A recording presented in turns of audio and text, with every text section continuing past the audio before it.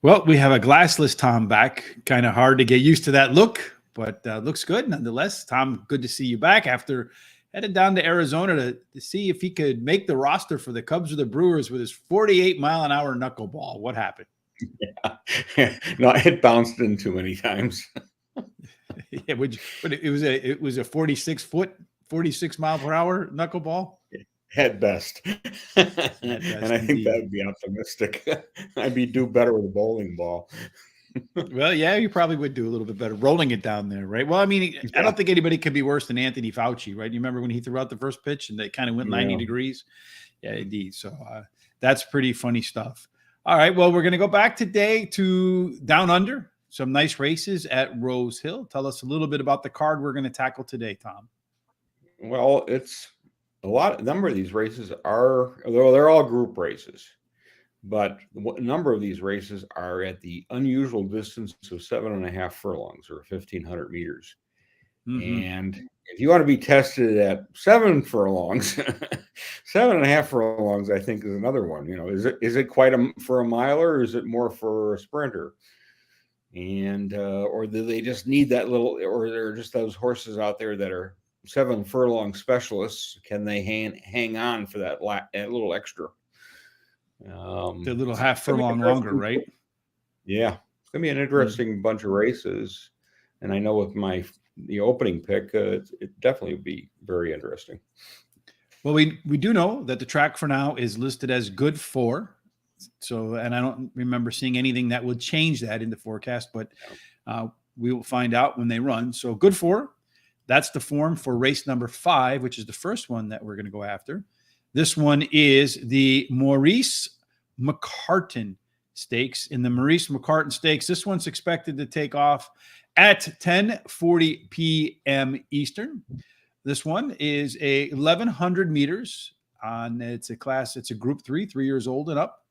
And if we take a look at the track, 1,100 meters is right here, which in our language is 5.5 furlongs. They're going to start here, come around this bend. It looks like a little bit of a tight turn, Thomas. Is it a tight turn or not?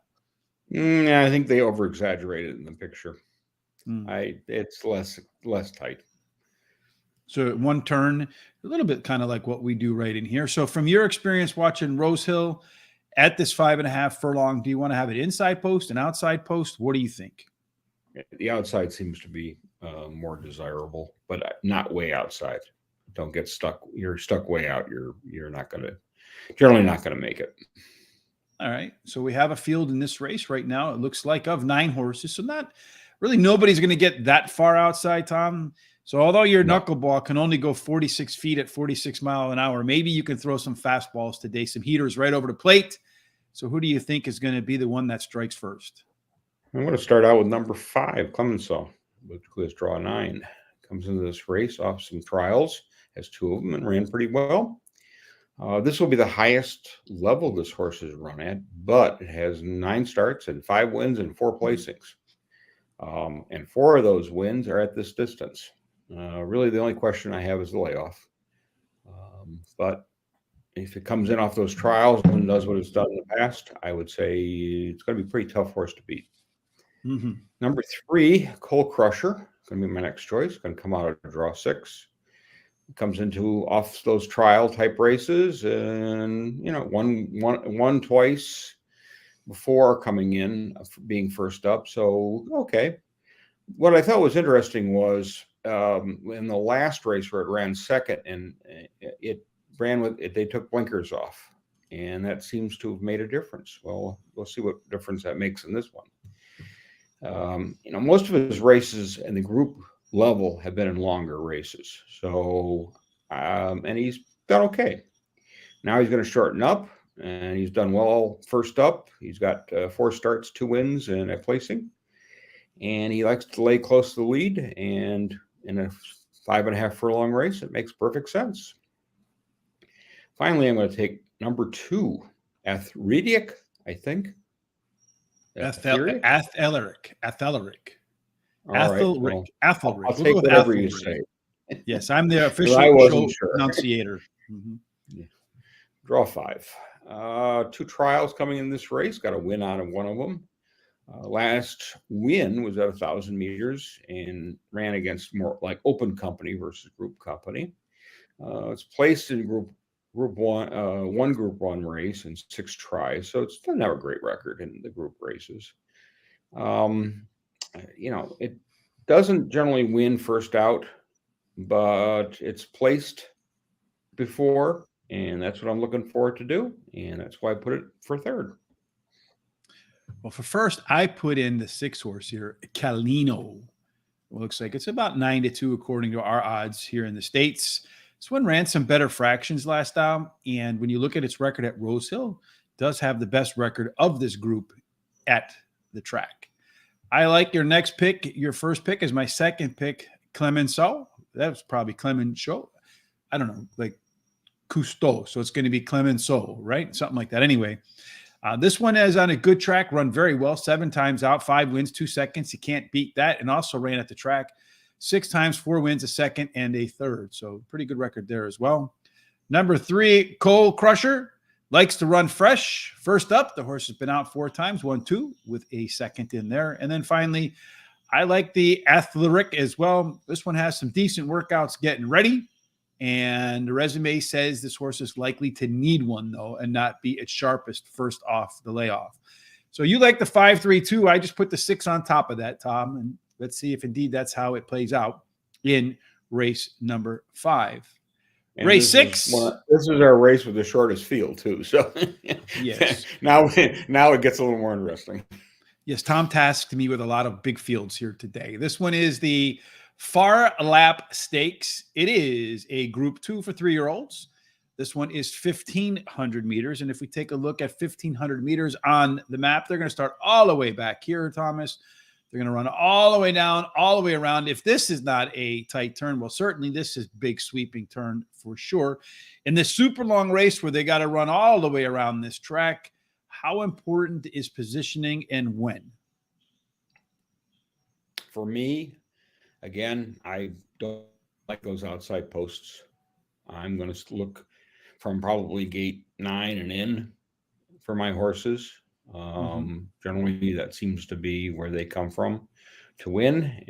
Just depends, again, how the track plays. Yeah, and this is one of those 7.5 furlongs. I think 3 of the 5 races we're covering are 7.5 furlongs. So take us through your picks for race number 6, the PHAR Lap Stakes. Start out with number 7. Lou Gucci. I don't. I'm going to go with Zalgacha. Gotcha. Okay. Zagacha. Draw Something like 4. that. After a layoff, it ran 4th in a Group 1 at Ranwick. She is a Group 1 winner in the past and has done well in other group races. She's never tried this distance before, but has won at 1,200 meters, 1,400, and 1,600. She's won second up before. She's placed in her other races, so appears to be okay on a second up try. And dropping down a little. Prefers the softer going, which is somewhat of a concern. And but I think it could handle this track. It's got top trainer, got top jockey. Distance, I think, is okay, so I'll go for it. The other thing to point out with this one was they cross-entered this horse. They also entered in the 8th. But I think they're going to go here, if I remember correctly. Yeah, especially since 11. I don't even have him in my picks in the 8th race. So if I were the trainer, I'd put him here too. I think she belongs here. Number 11, Call Die is my next choice. Unfortunately, since we've started, that one has scratched out, Thomas. That one scratched. Okay. Then we got one more. We have number 1. I didn't check my scratches. My error. My final one, or my second choice, will be, because I did put another one in here. Number 1, Glentis Silver, has draw 8. Has won a Group 2 race last out at 1,400 meters and did it by about a half a length. This race before was second in a Class 1 race at 1,400 meters also.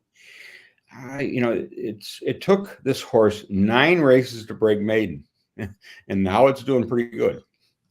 It's always an interesting thing when you see that. It's like these either they do okay in the maidens, but they're not winning, and then all of a sudden something gets turned on, or they make a small change, and the horse does really well. And then they get the extra peppermint afterwards, and they're motivated by the peppermint. Yeah, if nothing else. I used a trial to get for this race, and it won it. Again, this is one of those horses that appears to be in form and has just gotten better with some time. Maturity also plays a role here. And because my top choice was possibly going to be taken out, instead my other one was taken out. I'm going to take number 9, Revolutionary Miss, as my final choice. And that one got booted as well, Thomas. Okay, then I've been booted twice. Yes, indeed. You got scratched twice, Thomas. For me, I actually had Revolutionary Miss as my top pick, and then I saw that it did just scratch out right before we came on. So I went ahead and went with Awesome John as my first pick here, the 4-horse, 18-1. So I'm doing my impersonation of Tom today, taking the longer shots. And probably the favorite, Zugacha, is going to be the one that beats everybody in here. But this Awesome John has the best record of all these horses on a good surface. 5 times out, 1 win, 2 seconds and 2/3. So 100% in the money on this sort of footing. The 7-horse Zugacha, that is your big favorite right now. It is. I don't think this horse goes off at basically 3-2. I think you'll see it under even money. The one reason why I wanted to downgrade this one, you brought it up, Tom. He's done all of his good work on a wet track, has been on a good track twice, and has yet to hit the board there. So maybe he won't like this footing. So I think could be a big favorite to play against today. And number 3, that's my main concern. Yeah, and that was a concern for me too. So maybe the field here is not strong enough for him for that to really matter, but we'll find out. I'm going to go with Daytona as my next pick, the 3rd choice. That last race doesn't look so good on paper, but it was deceptively good. Only missing by 1.8 lengths at a time that I think would actually win this race in here. Another horse we both agree on is that 1-horse Glint of Silver. Glint of Silver did win a Group 2 last out, but I think in the second up, its record is 0-for-3. So maybe that horse likes to come off the bench, run well fresh, and then has a little bit of tired legs next time around. Well, I dismissed that because mainly it was doing it in maiden races. And it wasn't getting the extra peppermint. I think it's made a huge form reversal. So, you go out 9 times in maiden races and don't win. Yeah. You're going to have I think it's just a different horse. Well, we both have him in our picks. So let's see if indeed he can move up that scale, maybe even win that race. Race number 7. This one is the Sky High Stakes. This one is 2,000 meters. Again, a Group 3 race for 3-year-olds and up. At 2,000 meters, they're going to start here and make what would essentially be one full trip around the track. I got to suspect that this distance, Tom, endurance is going to be huge. So probably the most fit horses would win. I would think so. I don't see anybody cutting it, sitting on the front end and winning this race. I think you're going to sit either right off the lead or mid-pack to win. It just doesn't. The way it plays out, I think that, and the way this field plays out, I think that will be the case.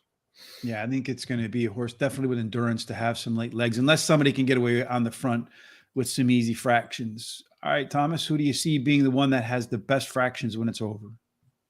I'm going to start out with number 6, Magical Lagoon. Hopefully didn't get scratched. No, he's still in this race, Thomas. No bad news for you on that front. Draw 7, she has. She ran 2 average trials coming into this race, but she ran a really bad race last time out. And that was in Japan at Henshin. Was second most of the race and then backed up and finished dead last in a Group 1 race. They must think she's in better shape to put her in here, but they are also dropping her a little bit in class, I think, because she is a Group 1 winner at the Curragh. She also won at Royal Ascot. If she repeats that last effort, then she's going to be dead last. If she comes back to where she is usually running and has done in the past, I think she'll be right there. And all of her work has been, all of her wins have been on a good track. So going to get the right footing for a rebound here. Yeah, I think she wants that. Good, and of course, the way the summer was, that could be good to firm. You could interpret that as too. So, in terms of the U.S. types of turf courses, I'm going to take number 2, Knight's Order is my next choice. Has draw 15. After a break, this horse ran 2 trials, got it, and then it ran 8th in a Group 1 race at Ranwick. It is a past Group 1 winner. Likes this distance and done well at it. Got 14 starts, 4 wins and 3 placings. Yeah, it hasn't done much lately, and it doesn't have a great post position, but I'm not looking for it to win. I think it's good enough to get somewhere in this in the money, because I think it does like this. I think this is a preferred distance, and I think that using a second up prop race it looked, and of course against a little better field, it looks like it could hit the board, and that's why I'm going to put it second. My final choice is going to be number 15, King Frankel. Has a draw 3. Last out winner in a listed race at Rosehill at 1,900 meters. It's going for its 4th win in a row. This gelding has been moving up in the rankings pretty quickly, especially when you win 4 in a row. It's got good form, moves up, but I see a short price on this one. It's 4-1 right now, morning line. I think the depth of this field probably won't let him come down too much lower than that, but maybe I could see 5-2 when the gates open. Yeah, the concern is the raise in class, but it's really in form and it's really done really well. It's kind of hard to ignore the horse. I agree. I didn't ignore it. I made it my first pick because if you look at it on a good surface, it's going to get the footing it wants. 9 times across the track listed as good. 3 of them came in 4 seconds. So 7 out of 9 in the top 2. And this one should be better in the second race after a layoff. And we know that the distance is no problem. This one's 1.25 miles, according to our measuring sticks. And it'll start exactly at the stroke of midnight in Eastern. Number 4, No Compromise. This one put out a very, very big push late in its last race. And then I think, and that was at 7 furlong. I was a little bit short. I think it was at 1 mile. So the extra 1/4 mile here is going to make a big difference, in my opinion, for No Compromise. I also like Knight's Order, like you, Tom, is my third choice in here. So we got some overlap in this deep field. I can't get this thing to cooperate the way I want it to today. I want to highlight this and then have it open. Thank you. A Knight's Order, you mentioned, Tom, that you didn't think that the horses that would be up front would have the chance to hang on here. But when you look at this horse relative to all the other ones in here, this one should have the lead. And I don't think it's going to face a whole lot of other front runners in here. Most of the horses are mid-pack and back types. So I think this one, like you said, I don't think it can win, Tom, but I do believe it can get up front, run some reasonable fractions, and then hang on for a piece at the end. And then finally, number 9, Gear Up is my final choice. I finally got this to work the way I wanted it to work. This one actually has a win at the distance, likes the good surface as well. Been out 10 times, 4 wins and a second. Been on something other than a good track 5 times and only managed to win once and off the board. So for Gear Up, it's good or nothing. And that's my 4 picks there: 15, 4, 2, and 9 for the Sky High Stakes. 2 races to go, Tom. And the next one up for us is the Coolmore Classic. A Coolmore Classic is another one of those that's going to be a Group 1 race. Good one. Fillies and mares. This one's for 3 years old and up. They're going to run 1,500 meters again in English. That is 7.5 furlongs, or by the American standard measuring, I guess. Again, they're going to start back here at, what was this one again? 1,100 furlongs? No, 12, how many furlongs is this one, Tom? 1,500. Going to start here, come back and around. Yes, and down.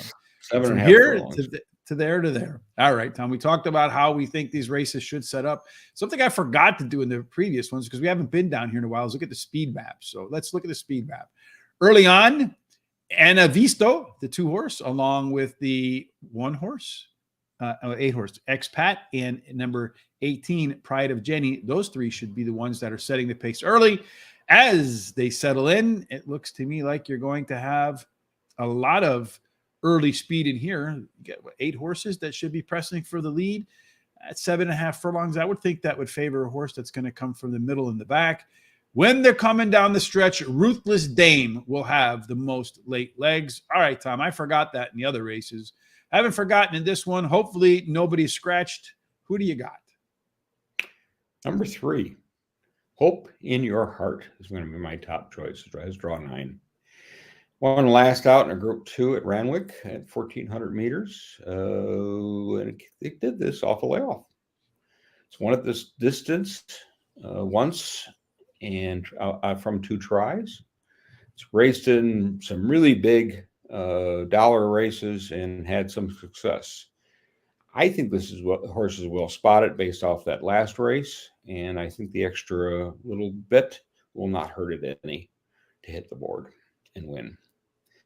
I am going to take number 9, Ruthless Dame, is my next choice. It has draw 10.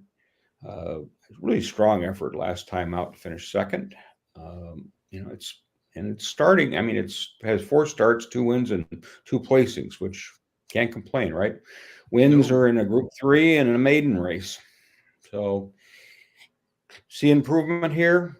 Looks like a decent horse. Going to be coming at the end. And if it runs to its form, should hit the board without problems. It could even win. And then finally, I'm going to take number 17, which is Torgina. And this has got draw 4. In the last 5 races, this horse has 3 wins and 2 seconds. Last 2 races were in Group 3 races, and those were her 2 seconds. She's going to be up near should be near the leaders in this race. I would be surprised if it isn't, and I think we'll be challenging late. First attempt at a Group 1 and at this distance, and so it could be a very interesting play.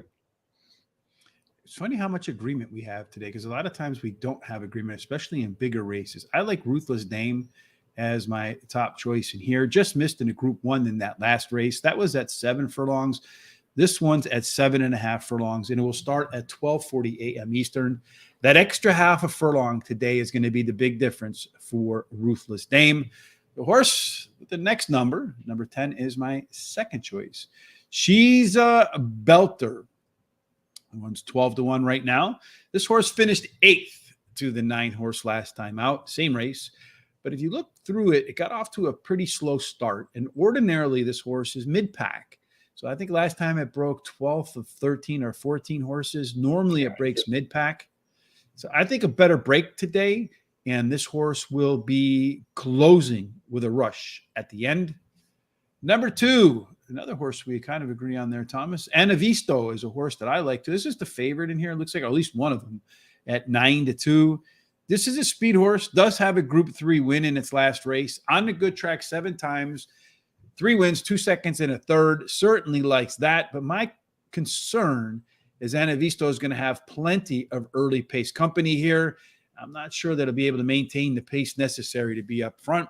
And then another one we agree on too is that 17 horse, Torgine. I think that's how I would pronounce that one. Kind of hard to argue with the horse that has a record of 7, 4, and 2 overall. And if you look at the last race, it improved its 7 furlong time by nearly 3 seconds. That's a pretty big improvement. That's almost always a sign to me of a horse that is fit, firm, and ready to run. So I think you're going to get another great effort out of number 17 tomorrow morning or late tonight for us. tomorrow afternoon for them, right? Yeah, in the afternoon, yes. All right. One last race for us to cover here, Thomas. That is the AJAX Stakes.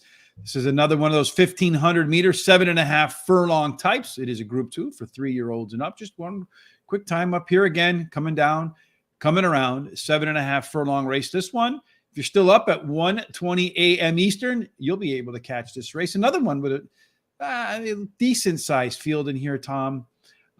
If we look at the early speed map, something I forgot early on, plenty of early pace in this 7.5 furlong race.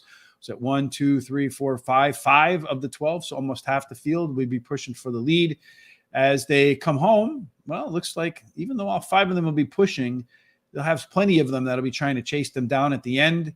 And in the end, Waterford, the 12-horse Boys d'Argent and Diamali, or Dimmel, whatever.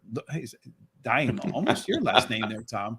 I had to do a double take there. I'm like, wait a minute, does Tom own a horse there? All right, buddy, what you got here for the last Not race? that I'm aware of, but then But you there's did always find surprises in life. one quick thing over on horseracingtoday.net. You did find that your family actually owns a Belmont Stakes winner, right? Yeah, a great uncle was owner of a horse by the name of Afrikaner, and he won the Belmont Stakes in 1903. Oof, And long time he ago.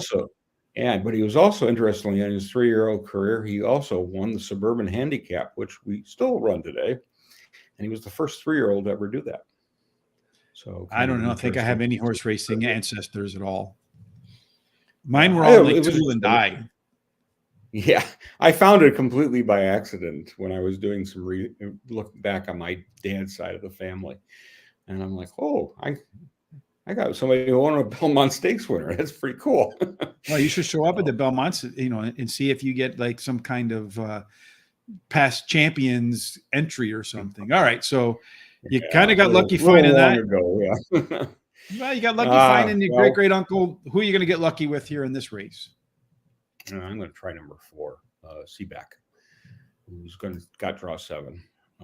After a layoff and a couple trials, it ran 4th in a Group 3 at Ranwick, and it sat mid-pack in that race. I thought it had a nice run.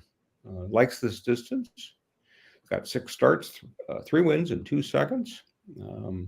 And out of her 21 races that she's run, she's been in the money 16 times. So I would consider that ultra consistent and certainly pays the feed bills. I like the distance. And the reason I picked her is because I liked her racing at this distance. She's done only been out of the money once. Mid-pack type, looks like she'll be charging at the end. I did take one of the I think will be a deeper closer in number 12, Waterford is my next choice. As draw 4. Going to use a trial. I ran 3rd in for a prep to this race. This horse really likes Rosehill. And it's got 3 starts and 3 wins. Also likes this distance. It's got 3 starts and 3 wins. Okay, granted, it is moving up in a little bit in class here based on the group, but it has tried $1 million races, which are not necessarily group races in Australia, and didn't do so well. But they have put it up against some decent horses. There's enough here for me to suggest this horse is going to improve off that last race. And if you're a person who likes angles, like a horse for a course, this would be right up your angle, or right up your betting angle for that matter. Finally, I'm going to take Boys d'Argent as my final choice. Has number 5, and that has draw 9.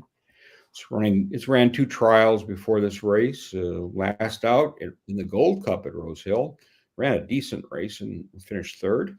And that was its first start in Australia.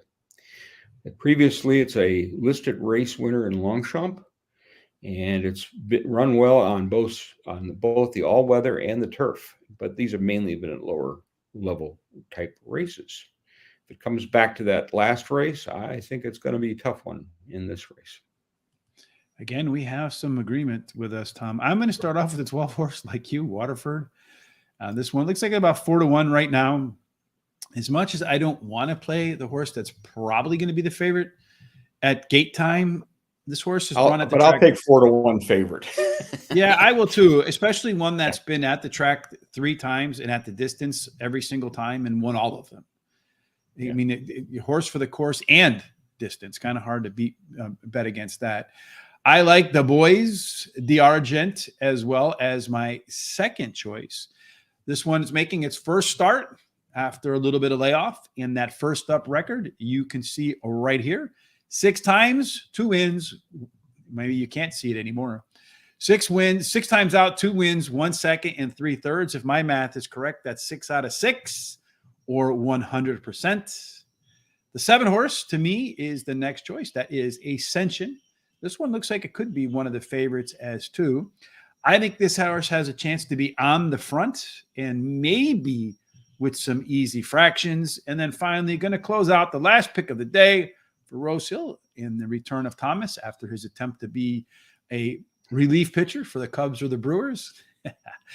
This one is third in a Group 3 in its last race. And if you look through the program, you'll see in its previous second races, it tends to second races off a layoff, it tends to improve. So here, second up record 8 times, 2 wins, a second and 2/3. So 62.5%. Pretty good math work today, Thomas, out of my part. Hopefully proves to be good picks between the two of us. Any sense of what we might try to where we might try to apply our crafts next week? I know you got the and I don't want to mispronounce it, so you'll have your picks over at Horse Racing Today during the week. What is it, the Cheltenham Festival, something like that? Cheltenham, yeah. This is the, I would call it the Breeders' Cup type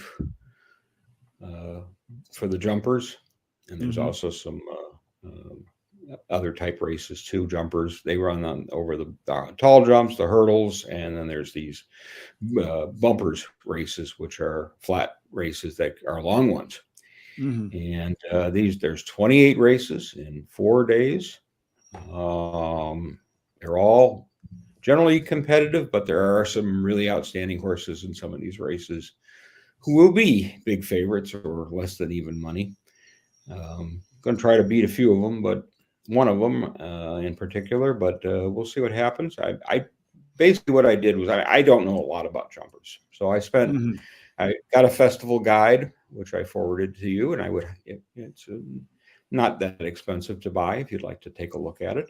I also took the podcast I listened to talking about some of these horses that I've picked and what they think they could possibly do. And the other source that we don't get the advantage of using in this country, but you can everywhere else in the world, which is take a look at the trends that on the betting site. And so Lambrook or whomever you would like to take a look at are out there. Paddy Power is another one I like to look at. The article that I found very interesting was the article about where the brookies think they're going to take the biggest bath or the really short priced horses where they're not going to be making any profit, to say the least. So they're looking for those long shots too. But on the other hand, it's interesting to look at that and see what their feeling is because of how much the bettors or the punters are putting down on these horses. And you're going to be able to find the perspective because we don't get that here. I mean, we don't, we're not. We kind of do when they open, but that's about it. There's no advanced, and that doesn't last long. No, it doesn't. And you're going to be able to get all the summary of all of that in Tom's picks over at horseracingtoday.net. We'll load the first races on Tuesday, so we'll load the first set of picks on Monday. So head on over to horseracingtoday.net. While you're there, you can click on the Horse Racing Today gear, get yourself a Horse Racing Today t-shirt. Help us out, support the show. Another thing you can do if you're going to bet some stakes, some stateside races today, Fauner Park is the free track at Guaranteed Tip Sheet. Again, Guaranteed Tip Sheet. There are links all over the Horse Racing Today website for that. Please use one of those. And we should point out Santa Anita is not running. They've canceled. Because they're going to have another one of those rain rivers or whatever they call them. More monsoons. Yeah. I think Golden Gate may be off too, but I don't. Golden Gate is definitely not running today for sure. Yeah, they're off. Okay, so Santa Anita also canceled not that long ago. As of right now, they're both scheduled to run tomorrow. I don't know that they will or they won't, but what I do know is that It'll be sunny and warm probably down in Tampa tomorrow. And Terry and I will get together once all the scratches are in. We'll get together to go through what looks like an excellent Tampa Bay Downs card tomorrow. So make sure you tune in for that. The best way to make sure that you don't miss any of our Foreign Fridays, any of our weekly picks, any of our great content that we've been loading over at Horse Racing Radar TV on YouTube is to do what, Thomas? Well, I better go direct your browser to them, because we've also got articles about what kind of racing memorabilia and collectibles too that are available, and some fascinating data on past winners of various races, and some genealogy to give you some idea of where they came from and what they were developed and how they developed to win those races. Yeah, those articles from Ronaldo, boy, they tell you they're definitely in depth. He's a lawyer, and you can tell he knows how to do research. And while you're here on the YouTube, go ahead. What are you going to say? No, I was going to say, yeah, his stuff gets very deep into it, and sometimes a little too much for me. But on the other hand, it's not that I don't read it, because I do like that kind of thing. Yeah, if you're into deep pedigree, that you're not going to find anything better on the internet. That I think I can say that confidently. But I can also say confidently that if you subscribe here on YouTube by hitting that subscribe button, if you like what you see, hitting the like button, same thing on Facebook. We appreciate Beverly Taylor and Roy Sturgeon. Hopefully everything's up nice and well for you, Roy, up in Calgary. Certainly, I'm sure you can't wait for the spring, considering the type of weather you might get up there. Hit those like buttons, tell your friends about us. And more importantly, Tom, no matter what it is you're doing for the rest of this day, for the rest of this weekend, we hope that it ends up in one place. And Tom, that can only be the winner's circle. Absolutely. Good to have you back, my friend. Kind of weird to see you without glasses. Thanks for joining us. Good luck at Rosehill. Good luck at Tampa. We'll see you soon. Looking forward to it.